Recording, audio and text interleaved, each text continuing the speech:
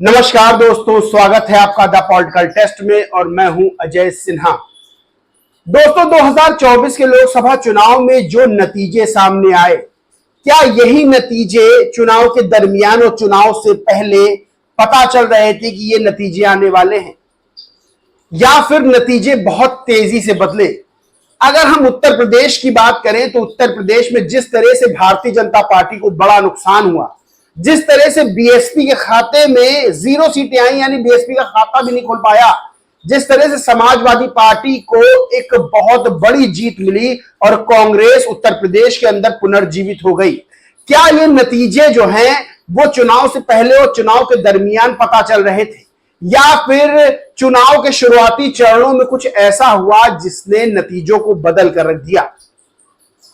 दोस्तों, सबसे बड़ी बात यह है कि बीजेपी के खिलाफ एंटी इनकम्बेंसी फैक्टर चल रहा था, यानी अंडर करंट चल रहा था और यह पता था कि बीजेपी को नुकसान होगा। बीजेपी की सीटें मानी जा रही थी कि 45 से 50 सीटों तक बीजेपी जो है वो हासिल कर लेगी, लेकिन जब वो 32 सीटों पर नतीजों में आई तो ये बेहद चौंकाने वाला था।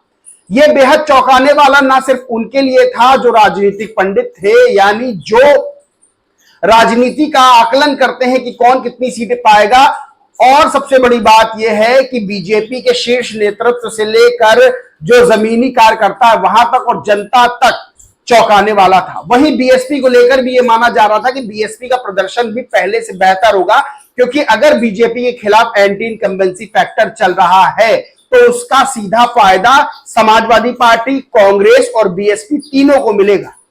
तो दोस्तों, असल में हुआ क्या, जो बीएसपी और बीजेपी को बड़ा नुकसान हुआ, लेकिन इंडी अलायंस यानी कांग्रेस और समाजवादी पार्टी जो है बड़ा फायदा लेकर चली गई।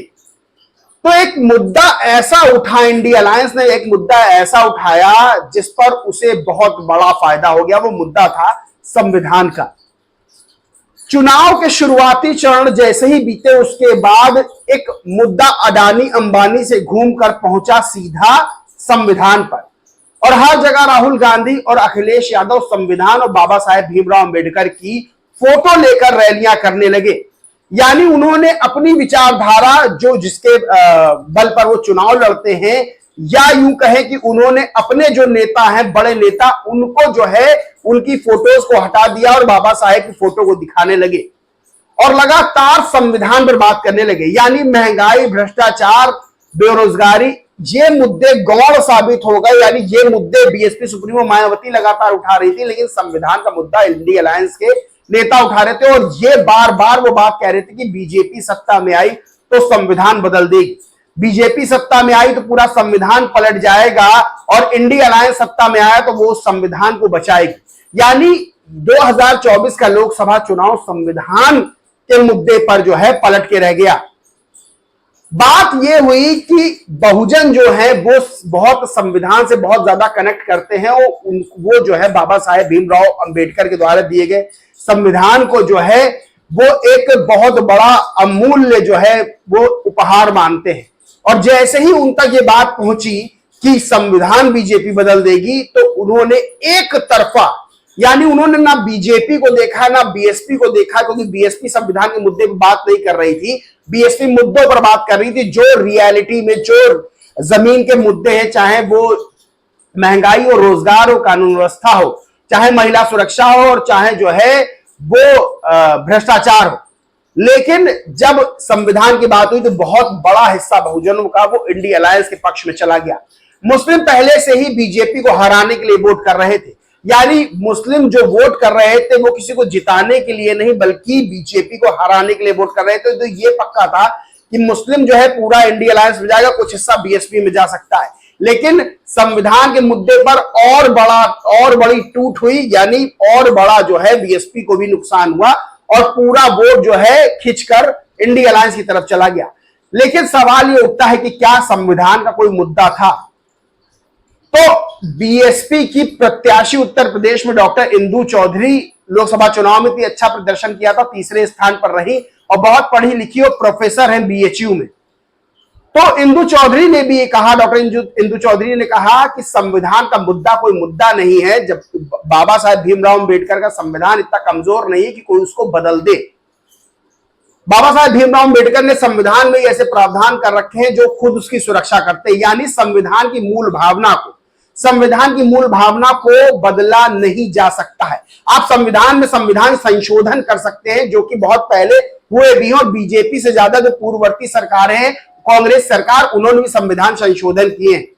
लेकिन संविधान को बदलना, संविधान की मूल प्रस्तावना को बदलना, ये असंभव है भारत के अंदर। तो संविधान कोई ऐसी चीज नहीं है, कोई ऐसी किताब नहीं जिसकी लाइन काटकर दूसरी लाइन लिख दी जाए। तो संविधान का मुद्दा क्यों उठाया गया? दरअसल बात यह थी कि इंडी अलायंस ये बात जानता था कि वो ऐसा एक मुद्दा उठाना चाह रहा था जिससे बीजेपी को तो झटका मिले, बीएसपी पूरी तरह से कथित तौर पर खत्म हो जाए। और संविधान का मुद्दा उठाकर वही चीज जो है इंडी अलायंस ने की। बीजेपी इस बात को नहीं समझ पाई कि यह मुद्दा उसके लिए इतना ज्यादा हानिकारक होगा। बीजेपी के बहुत से नेता ऐसे थे जिनको इतनी समझ नहीं थी कि संविधान बदलना और संविधान संशोधन में बहुत बड़ा अंतर होता है। और बीजेपी जो है, बीजेपी ये बात को डिलीवर नहीं कर पाई कि वो ऐसा कुछ भी करने नहीं जा रही। और बीच बीच में प्रधानमंत्री नरेंद्र मोदी और अमित शाह ने बात कही कि संविधान तो कोई नहीं बदल सकता है। वहीं बीएसपी भी अपने समर्थकों को, अपने जो है लोगों को यह नहीं बता पाई, बहुजनों को यह नहीं बता पाई कि संविधान जो है वो सिर्फ एक चुनावी स्टंट है इंडी अलायंस का। इस पर बीएसपी और बीजेपी दोनों फेल नजर आई और इंडी अलायंस से भरपूर फायदा ले गया संविधान के मुद्दे पर। जब चुनाव खत्म हुए और उत्तर प्रदेश के अंदर समाजवादी पार्टी ने अभूतपूर्व प्रदर्शन किया, यानी 37 सीटें हासिल की, वहीं कांग्रेस ने भी ज्यादा सीटें हासिल करके अपने आप को पुनर्जीवित उत्तर प्रदेश में कर लिया। लेकिन जैसे ही चुनाव के नतीजे सामने आए, उसके बाद संविधान का मुद्दा एकदम से इंडी अलायंस के पास से हट गया। यानी जब राहुल गांधी, प्रियंका गांधी, मल्लिकार्जुन खड़गे और सोनिया गांधी जी विक्ट्री साइन दे रहे थे, तो पीछे बाबा साहब भीमराव अम्बेडकर की फोटो नहीं थी। ना अब राहुल गांधी के हाथ में कोई संविधान नजर आ रहा, संविधान किताब नजर आ रही है। ना अखिलेश यादव अब संविधान को, जो बाबा साहब भीमराव अम्बेडकर की फोटो या संविधान की प्रति लेकर जो है वो प्रेस कॉन्फ्रेंस कर रहे हैं। तो दरअसल बात यह थी कि संविधान का मुद्दा ऐसा उठाया गया जिससे बीजेपी और बीएसपी को नुकसान किया। बीजेपी बीएसपी उस संविधान के मुद्दे की काट नहीं कर पाई और यह बात डिलीवर नहीं कर पाई कि संविधान कोई नहीं बदल सकता है, संविधान कोई नहीं बदल सकता है। संविधान की जो मूल संरचना है वो वैसे ही रहेगी जैसे बाबा साहब डॉक्टर भीमराव अम्बेडकर ने दी थी। लेकिन इंडी अलायंस इसका बड़ा फायदा ले गया और उत्तर प्रदेश में बीजेपी को बहुत बड़ा नुकसान हुआ। वही बीएसपी जो है वो पूरी तरह से अपनी ढलान पर आ गई है। अब आगे जिस तरह से संविधान के मुद्दे पे इंडी अलायंस ने फायदा लिया, उसका आगे के चुनावों में अगर बीजेपी और बीएसपी काट करती है तो इंडी अलायंस को उतना ही बड़ा, जितना बड़ा फायदा वो उतना ही बड़ा नुकसान हो सकता है। क्योंकि लोगों तक अब ये बात पहुंच रही है कि इंडी अलायंस ने संविधान का मुद्दा, यानी संविधान बदलने का जो मुद्दा उठाया था कि बीजेपी संविधान बदल देगी, हम संविधान बचाएंगे, अब उसकी जो असलियत है वो सामने आ रही है और लोगों को ये बात समझ में आ रही है कि संविधान का मुद्दा सिर्फ चुनावी स्टंट था जिसका फायदा जो है इंडी अलायंस बड़ी संख्या में ले गया है। और बीजेपी को बड़ा नुकसान हुआ, बीएसपी को भी बहुत बड़ा नुकसान हुआ। लेकिन सारी चीजों की एक बात बहुत बड़ी निकल के आती है कि बीजेपी का इस बात को ना समझना कि इंडी अलायंस ने संविधान का मुद्दा उठाया, उस मुद्दे पे पूरा चुनाव हो रहा है। वही बीएसपी ये बात भी लोगों को डिलीवर नहीं कर पाई कि संविधान की रक्षा स्वयं बाबा साहब भीमराव अम्बेडकर ने की हुई है, यानी संविधान को कोई बदल नहीं सकता। और इंडी अलायंस या कोई भी अन्य राजनीतिक दल संविधान बचाने के लिए क्या लड़ेगा जब संविधान पर कोई खतरा नहीं है? ये खाली एक चुनावी स्टंट था।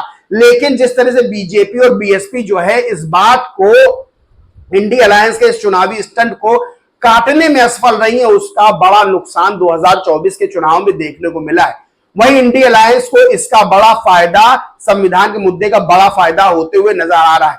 वही जिस तरह से बहुत से मुद्दे उठाए, चाहे महिलाओं को 8500 रुपए देने की बात हो, चाहे संविधान को जो है लेकर बीजेपी पर आरोप लगाना हो, संविधान बदलने का, ऐसे कई मुद्दे हैं जो अब जनता के बीच में आ रहे। जनता को बात समझ में आ रही कि चुनाव जो है वो खाली इन्हीं मुद्दों पर लड़ा गया था, जबकि जो मेन मुद्दे थे, चाहे वो महंगाई, भ्रष्टाचार हो, चाहे वो इलेक्टोरल बॉन्ड का मुद्दा हो, चाहे भ्रष्टाचार का मुद्दा हो, उस मुद्दे को इंडी अलायंस ने किनारे कर दिया था।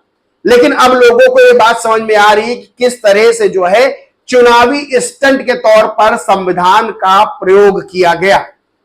लेकिन सबसे बड़ी बात यह भी है कि बीजेपी और बीएसपी इस मुद्दे को काटने में नाकाम साबित हुई और इंडिया अलायंस इसका फायदा उठा ले गया।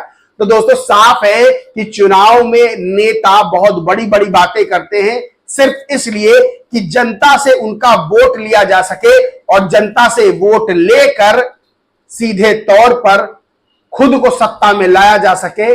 और राजनीति का एक बहुत बड़ा फॉर्मूला भी यही होता है कि साम दाम दंड भेद किसी तरह से भी जो है वो सत्ता हासिल की जाए। और इंडिया अलायंस ने यही कोशिश की लेकिन फिर भी सत्ता हासिल करने में नाकाम रहा। और दो तस्वीरें जीतने के बाद आई। एक जीतने के बाद तस्वीर राहुल गांधी की आई जिसमें बीबी पीछे जो है बाबा साहब भीमराव अंबेडकर की फोटो नदारत थी। तो वही दूसरी फोटो प्रधानमंत्री नरेंद्र मोदी की आई जिन्होंने जाकर सबसे पहले संविधान की प्रति को अपने माथे से लगाया। बाकी दोस्तों आप इस पूरे मुद्दे पर क्या सोचते, क्या मानते, कमेंट करके जरूर बताएं।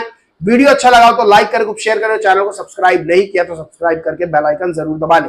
जय हिंद, जय भारत।